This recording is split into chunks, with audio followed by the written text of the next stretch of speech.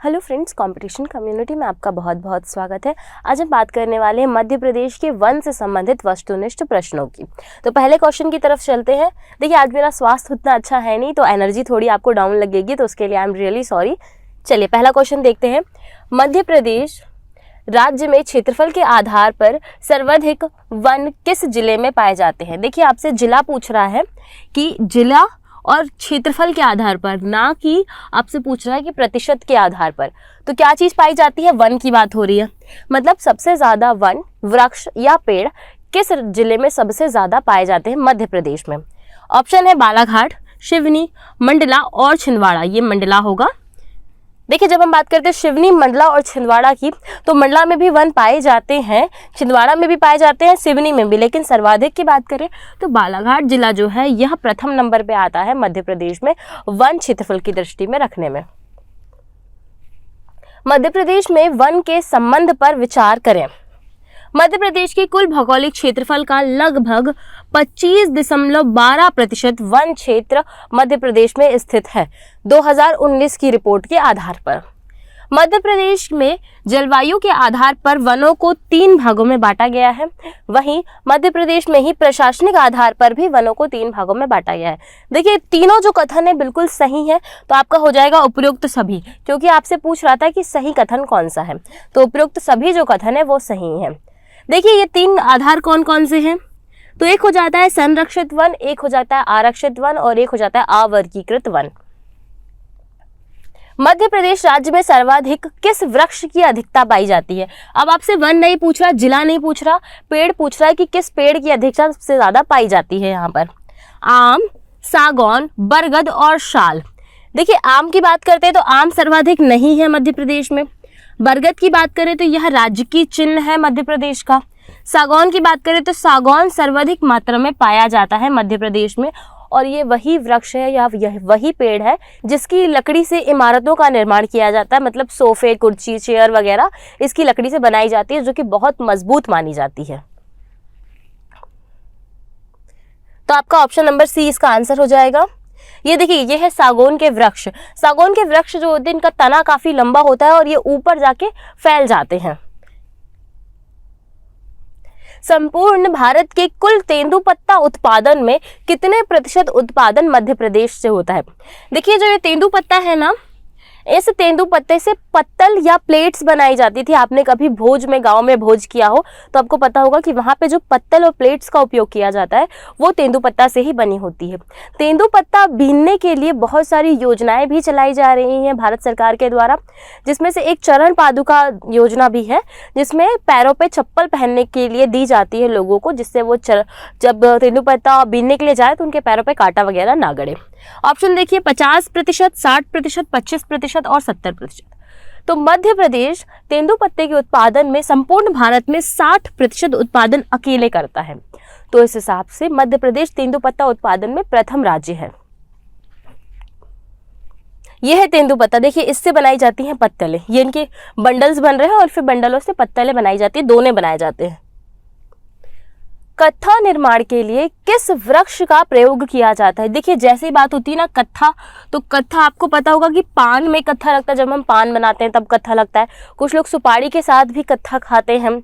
तो उसी कत्थे के निर्माण के लिए किस वृक्ष की आवश्यकता होती है? तो पेड़ कौन सा लगता है? ऑप्शन है पीयल, पलास, खैर और हर्रा। देखिए, हर्रा वृक्ष की बात करें तो ये है औषधीय वृक्ष है, एक विशेष प्रकार का, और ये औषधि बनाने के लिए उपयोग किया जाता है। वहीं पलास वृक्ष की बात करते हैं तो इससे रंगों का निर्माण किया जाता है। तो इसका आंसर हो जाएगा खैर वृक्ष। कत्थे का जो निर्माण है वो खैर वृक्ष के द्वारा ही किया जाता है। ऑप्शन नंबर डी इसका सही आंसर होगा। अगले क्वेश्चन में चलते हैं। मध्य प्रदेश राज्य में वन अनुसंधान संस्थान देहरादून का क्षेत्रीय कार्यालय कहाँ स्थित है? मतलब जो हमारा राष्ट्रीय वन अनुसंधान संस्थान है जिसका कार्यालय देहरादून में है, उसका क्षेत्रीय कार्यालय मध्य प्रदेश में कहाँ है? भोपाल, इंदौर, जबलपुर और ग्वालियर। तो उसका सही आंसर होगा जबलपुर जो है वह इसका क्षेत्रीय कार्यालय है। Option number B. Madhya Pradesh राज्य में वन नीति के संबंध पर असत्य कथन चुनिए। मध्य प्रदेश राज्य की पहली वन नीति 1972 को लागू की गई थी। मध्य प्रदेश राज्य की नवीन वन नीति 2005 को लागू की गई थी। इस नीति में इमारती लकड़ी का उत्पादन होता है। वर्तमान नीति में जन भागीदारी से वनों का विकास किया जा रहा है। मतलब ये सिर्फ कथन है जिसमें आपको सिलेक्ट करना है कि कौन सा गलत है कौन सा सही है। तो पहला वाला जो है ये गलत कथन है, जो कि मध्य प्रदेश राज्य की पहली वन नीति 1952 में लागू की गई थी। देखिए 52 में लग रहा है ना कि वन, तो 52 से आपको याद रखना है वन। तो 1952 में मध्य प्रदेश राज्य की पहली वन नीति लागू की गई थी, तो और 1972 में नहीं की गई थी। इस कारण से ये जो क्वेश्चन है ये हो जाएगा असत्य। ऑप्शन नंबर ए आपका सही आंसर होगा। भारत का पहला राष्ट्रीय उद्यान किस वर्ष स्थापित किया गया था? यहाँ बात भारत के पहले राष्ट्रीय उद्यान की हो रही है। तो भारत का पहला राष्ट्रीय उद्यान वर्ष 1938, 1940, 1936, 1939। तो इसका सही आंसर होगा 1940 में भारत का पहला राष्ट्रीय उद्यान घोषित किया गया था। मध्य प्रदेश राज्य में कान्हा किसली राष्ट्रीय उद्यान की स्थापना अभ्यारण्य के रूप में कब की गई थी? देखिए कान्हा किसली की जैसे ही हम बात करते हैं ना, तो आपको हिंट होगा कि कहाँ पे स्थित है, तो मंडला में स्थित है। सर्वाधिक बाघ यहाँ पर मिलते हैं। इसके साथ ही साथ में कान्हा किसली जो राष्ट्रीय उद्यान है वो पहले अभय वन था, फिर अभ्यारण्य बना, अभ्यारण्य बनने के बाद राष्ट्रीय उद्यान बना, उसके बाद प्रोजेक्ट टाइगर में शामिल हुआ। इसके साथ ही साथ में मध्य प्रदेश का सबसे बड़ा राष्ट्रीय उद्यान है 940 वर्ग किलोमीटर के साथ में। ऑप्शन देखिए 1955, 1933, 1952, 1974। तो बात करते हैं मध्य प्रदेश राष्ट्र में कान्हा किसली राष्ट्रीय उद्यान की अभ्यारण्य बनने की, कि ये अभ्यारण्य कब बना? तो वर्ष 1952 में मध्य प्रदेश में कान्हा किसली राष्ट्रीय उद्यान अभ्यारण्य बना। देखिए कैसे याद रखना है, 1933 में ये अभय वन बना था, 1952 में ये अभ्यारण्य बना, 1955 में ये राष्ट्रीय उद्यान बना और 1974 में इसे प्रोजेक्ट टाइगर में शामिल किया गया। ये ऑप्शन भी एकदम सेम वैसे ही है ना। 1952 में ये अभ्यारण्य बना, 1933 में अभय वन बना, 1955 में राष्ट्रीय उद्यान और 1974 में हम देखते हैं प्रोजेक्ट टाइगर में शामिल किया गया। इंदिरा प्रियदर्शनी पेंच राष्ट्रीय उद्यान कहाँ स्थित है? पेंच इंदौर, बालाघाट, छिंदवाड़ा और बैतूल। देखिए जब हम पेंच राष्ट्रीय उद्यान की बात करते हैं ना, तो पेंच राष्ट्रीय उद्यान जो है वो छिंदवाड़ा जिले के अंतर्गत आता है। तो इसका आंसर बी हो जाएगा, ऑप्शन नंबर बी। सतपुड़ा राष्ट्रीय उद्यान के संबंध में असत्य कथन बताइए। पहला, यह राष्ट्रीय उद्यान होशंगाबाद जिले में स्थित है। दूसरा, इस राष्ट्रीय उद्यान की स्थापना वर्ष 1987 में की गई थी। 2009 में यूनेस्को द्वारा यहाँ स्थित पचमढ़ी को बायोस्फीयर रिजर्व घोषित किया गया था। और सभी कथन असत्य हैं। आपको क्या बताना है? असत्य बताना है। तो ऑप्शन नंबर डी आपका सही आंसर हो जाएगा, क्योंकि ये सारे बिल्कुल सही हैं कि इसकी स्थापना होशंगाबाद जिले में की गई थी 1987 में और 2009 में यहाँ स्थित पचमढ़ी को यूनेस्को में शामिल किया गया था। तो सभी कथन जो है वो असत्य हैं। ये जो ऑप्शन है ये असत्य हो जाएगा। तो ऑप्शन नंबर डी सही आंसर है। प्रदेश का एकमात्र रेप्टाइल पार्क कहाँ स्थित है? प्रदेश के एकमात्र रेप्टाइल पार्क की जब हम बात करते हैं, देखिए प्रदेश का जो एकमात्र स्नेक पार्क है वो वन विहार राष्ट्रीय उद्यान भोपाल में स्थित है। वैसे ही प्रदेश का एकमात्र रेप्टाइल पार्क पन्ना राष्ट्रीय उद्यान, वन विहार राष्ट्रीय उद्यान, सतपुड़ा राष्ट्रीय उद्यान और कान्हा किसली राष्ट्रीय उद्यान।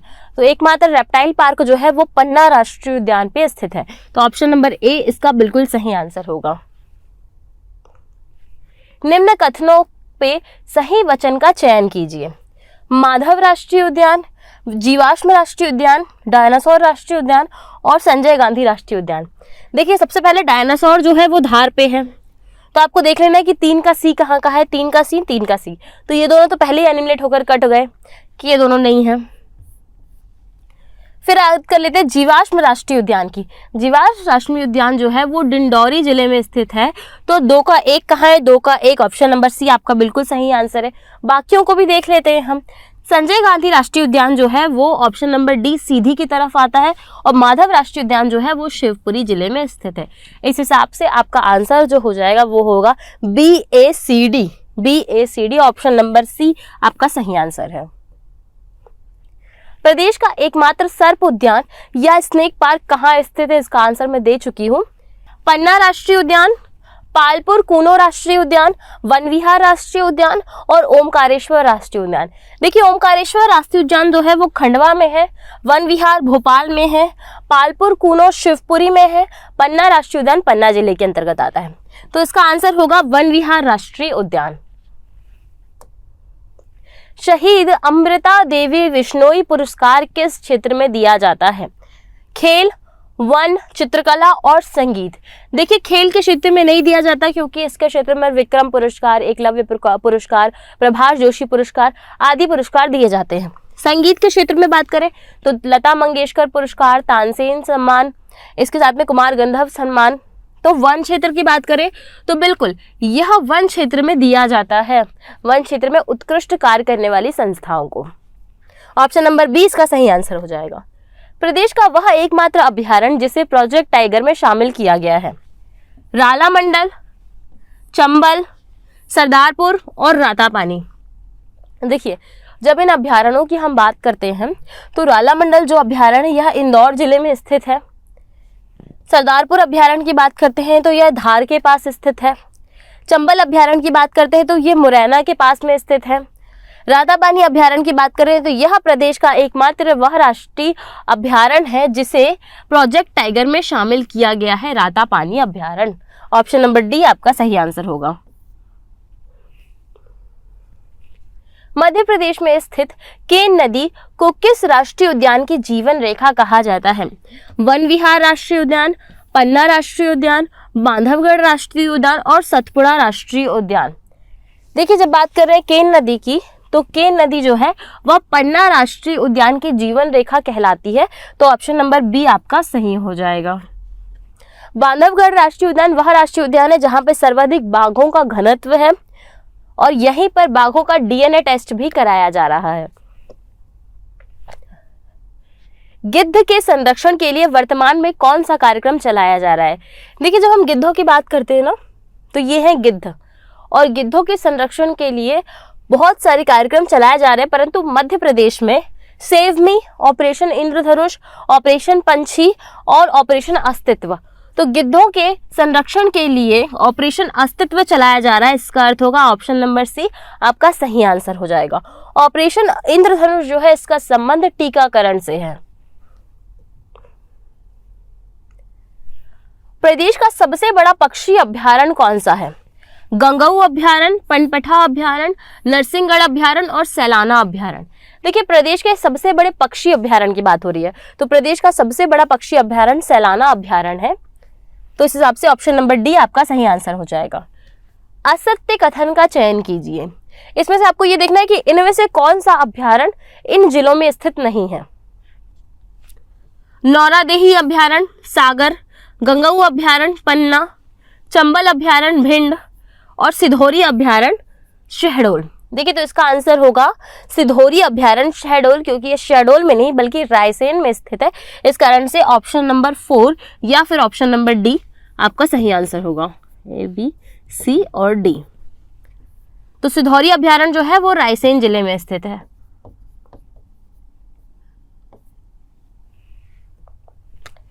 प्रदेश का पहला पक्षी तीर्थ कहाँ खोला गया है या कहाँ स्थित है? धरौदा, इंदौर, मंडीदीप रायसेन, झातला ग्राम, नीमच, भदभदा, भोपाल। देखिए जब बात कर रहे हैं प्रदेश के पहले पक्षी तीर्थ की तो आपको पता होगा मंडीदीप रायसेन जो है वो एक औद्योगिक केंद्र है, तो यहाँ पर पक्षियों को रखना तो संभव बिल्कुल नहीं है।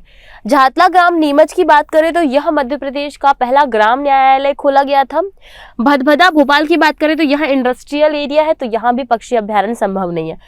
धरौदा इंदौर को ही पक्षी तीर्थ स्थल घोषित किया गया है। कान्हा किसली राष्ट्रीय उद्यान प्रसिद्ध है किन जीवों के कारण से? शेरों के लिए, गायों के लिए, हाथियों के लिए और बाघों के लिए। इसका सही आंसर होगा बाघों के लिए। मध्य प्रदेश का कौन सा क्षेत्र सफेद बाघों के लिए जाना जाता है? बुंदेलखंड, मालवा, बघेलखंड और निमाड़। देखिए जैसे आप बात करते हैं ना सफेद बाघों की, तो आपको पता होगा कि सफेद बाघ अर्थात व्हाइट टाइगर सफारी जो है वो मध्य प्रदेश के सतना जिले के अंतर्गत आता है।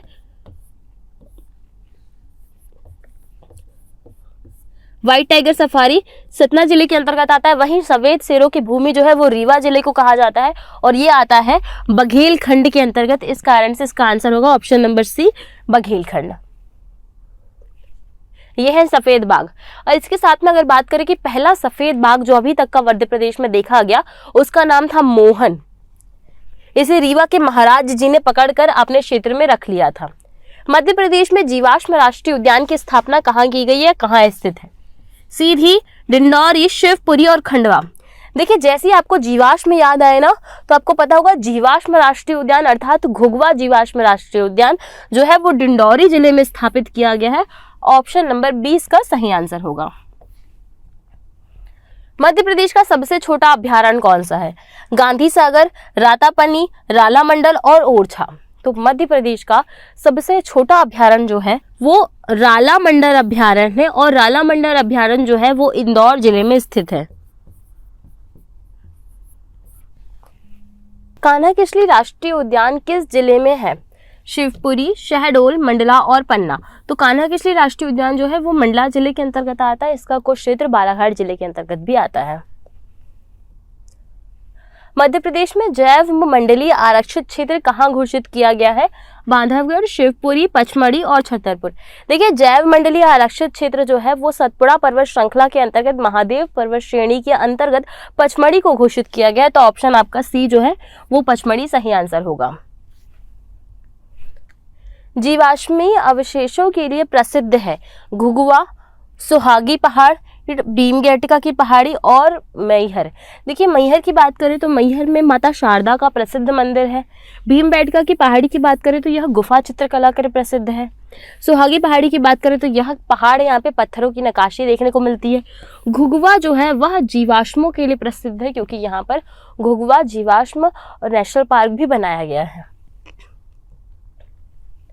उत्कृष्ट इमारती लकड़ी प्रदान करने वाले वृक्ष का नाम कौन सा है? सागवन, शाल, हल्दू और बबूल। देखिए, जब बात करें इमारती लकड़ी की तो सबसे ज़्यादा अच्छी इमारती लकड़ी जो है वो सागौन वृक्ष की मानी जाती है, जो कि प्रदेश में सर्वाधिक भी पाया जाता है। तो ऑप्शन नंबर ए आपका सही होगा। सागौन को ही सागवन भी कहा जाता है। बबूल के पेड़ में वैसे भी बहुत सारे कांटे लगे होते हैं और जो है बहुत पतला सा पेड़ होता है, तो उसकी लकड़ी उतनी उपयोगी नहीं होती। मध्य प्रदेश के किस राष्ट्रीय उद्यान को प्रोजेक्ट टाइगर में सबसे पहले शामिल किया गया था? क्या आपसे ऑप्शन में पूछ रहा है संजय गांधी राष्ट्रीय उद्यान, बांधवगढ़ राष्ट्रीय उद्यान, माधव राष्ट्रीय उद्यान या फिर कान्हा-किसली राष्ट्रीय उद्यान? ये यहाँ से गलत हो गया है। तो ये राष्ट्रीय उद्यानों के बारे में पूछ रहा है कि किसे सबसे पहले प्रोजेक्ट टाइगर में शामिल किया गया था। इसका आंसर है कान्हा-किसली राष्ट्रीय उद्यान। ऑप्शन नंबर डी सही आंसर होगा। देखिए, भूरसिंह बारासिंगा निम्न में से कौन से राष्ट्रीय उद्यान के शुभंकर के रूप में चुना गया है? भूरसिंह दा बारासिंगा हमने बहुत बार बात कर ली। राष्ट्रीय उद्यान की बात करते हैं, पेंच राष्ट्रीय उद्यान, पन्ना राष्ट्रीय उद्यान, कान्हा-किसली राष्ट्रीय उद्यान, बांधवगढ़ राष्ट्रीय उद्यान। देखिए, जो भूरसिंह जो बारासिंगा है यह कान्हा-किसली राष्ट्रीय उद्यान का शुभंकर है और ये जो शुभंकर है ना, ये ब्रेडरी प्रजाति से संबंधित है और साथ ही साथ में इसे 2017 में शुभंकर जारी किया गया था। इसकी डिज़ाइन रोहन चक्रवर्ती जी के द्वारा दी गई है। ये है शुभंकर, भूरसिंह दा barasingha. Okay friends, thank you so much. हमारी वीडियो आज की यहीं पर समाप्त होती है। नेक्स्ट वीडियो से हम मिलेंगे और इसमें आगे अलग अलग वस्तुनिष्ठ प्रश्नों को कवर करेंगे। Thank you.